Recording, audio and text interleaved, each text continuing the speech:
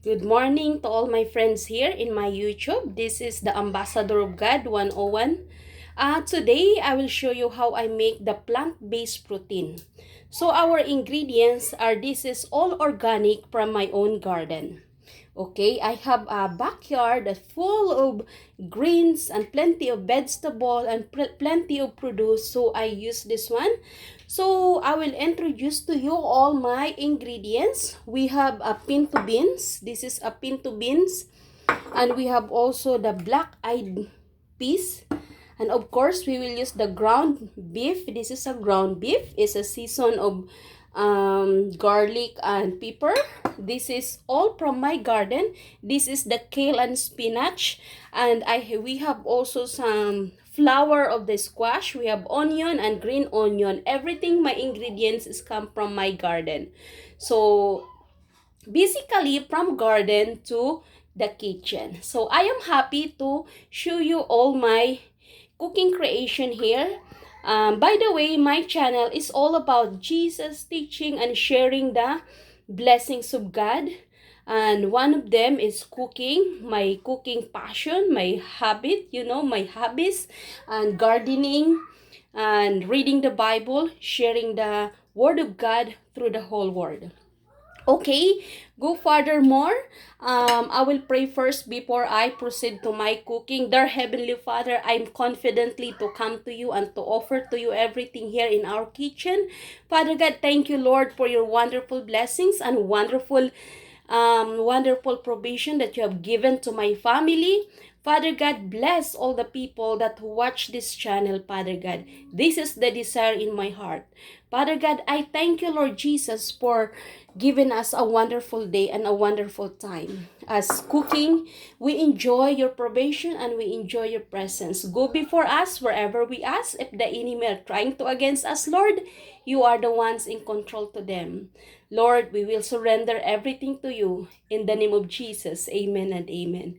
So my dear brothers and sisters, my friend, sisimulan na natin kung papaano kulutuin tong mga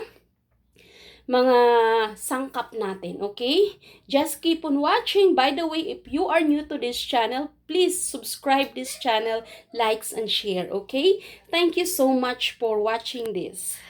First, we need to heat our pan. See to it, everything is be prepared so when you cook, it's not difficult for you to prepare all the ingredients. So guys, I'm heating the pan with oil so we can saute the onion and garlic and the spicy together with the beef. Okay, keep on watching guys, you will enjoy it and this is very easy.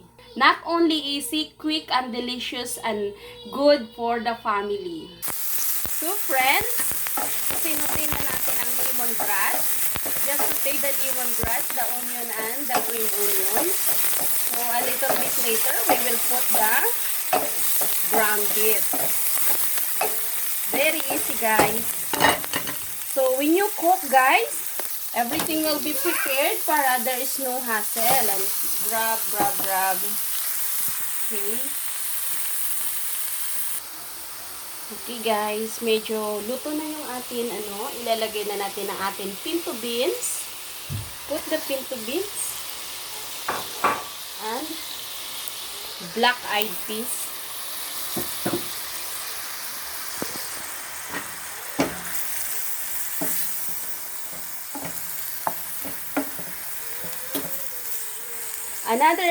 Last week, 4 days ago, I make the food like this, but different kind of beans. But you know, as soon as I put that in the table, it's gone. Very delicious talaga.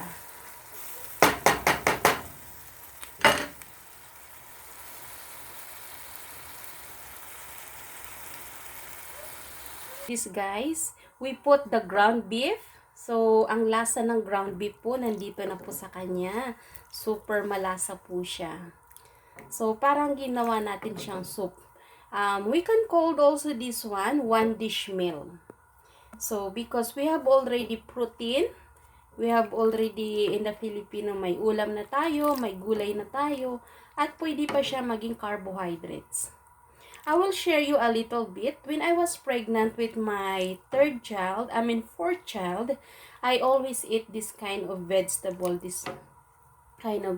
because this is good for lower the blood sugar. Although my blood sugar is always normal, so when the mother is pregnant, so the sugar sometimes it's fluctuate, so you must to maintain that kasi kung hindi ma-maintain yung blood sugar, mamamatay yung bata.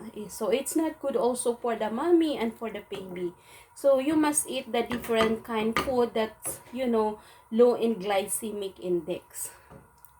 So anyway, you can search that anywhere, in the Google, what is the glycemic index. But I recommend you this kind of food is very delicious and nutritious.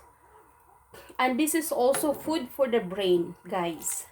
Because though we know protein is good for our brain and the muscle development for the baby and for general in the human being. So let us then we will simmer for 15 minutes and then we will put the green one. So guys, malapit-lapit nang maluto. Pwede na natin ilagay ang bulaklak ng kalabasa. This is the squash flowers. For the information of everybody, this is around the world. The flower of the squash is very nutritious, guys. Okay? Don't underestimate the flower of the squash. Very delicious and nutritious. So, this amount of greens, we will put all of this. It's kind of a lot. Wow. It's too much, I think. I think I can put all of this because too much green is baka ma-overwhelm ang aking family. Actually, green is good for the eyes. Guys, wow. Very a lot of good stuff here. Ang kalusugan ng family ko ay nasa aking mga kamay. Of course, kay Lord. Guys, can you see that? Let's mix together para ma-incorporate. So guys, ito na ang ating ang ating niluluto ay malapit na siyang matapos. Sarap talaga nito. I put flower squash, saluyot, and kale. Wow. Those are very, very nutritious superfoods. I am the person that I'm crazy about superfood, and organic, I grow organic. I grew up in the farm, organic. I eat most of my life organic food. Here in United States, I know organic is expensive. Everywhere is expensive, the organic. But if you grow your own organic, it's not expensive. You are the one who grow your organic. You know what's inside there. Oh, my goodness. This is very delicious, guys. Very delicious. You know what, guys? Just do it this and give me a thumbs up and share ninyo tong recipe na to. Napakasarap po talaga. Very delicious. Hindi kayo magsisisi. And then I have some herbs there is the lemongrass. Very delicious, guys. So delicious. So guys, luto na nga yung atin niluluto, yung atin beans and greens. Very delicious po talaga, guys. So anyway, guys, thank you so much for supporting this channel.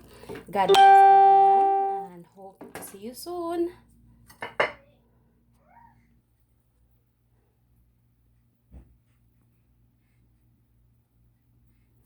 So guys, ito na nga ang ating finished product.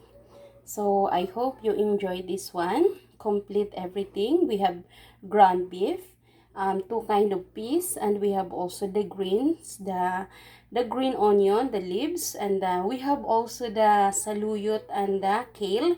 This is the superfood. So I hope you enjoy this recipe. God bless everyone and have a wonderful day and have a wonderful weekend. God bless from the Ambassador of God house. God bless everyone.